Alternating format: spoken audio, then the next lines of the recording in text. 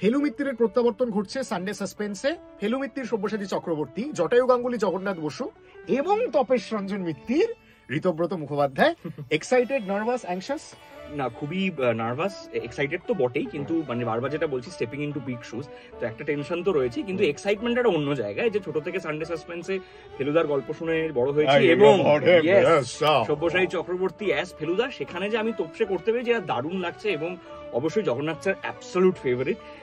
গল্পটাও খুব মানে এক্সাইটিং একটা গল্প, এবং thank you so much for giving me this opportunity. এবং ফেলুদা মাত্র 2 বার বিদেশ যায়, তার মধ্যে একবার তোমার সঙ্গে বিদেশ যাচ্ছে, এইটা একটা বিরাট আনন্দের ব্যাপার আর কি। So I am really excited, looking forward, and thank you once again.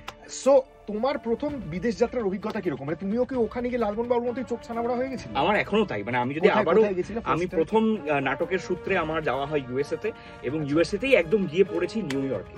এবং নিউ ইয়র্কে সেদিনকে আমি দেখতে গেছি লায়ন কিং স্টেজ শো, ছোট থেকে বহুবার শুনেছি, সেটা স্টেজ শোতে গিয়ে দেখে আমি অবাক, আমি হতবাক, আমি কথা বলতে আমি মুখ বধির আর কি, এরকম।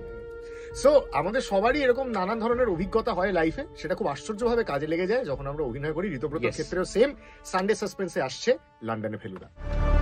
মির্চি সানডে সাসপেন্স, কান টান উত্তেজনা।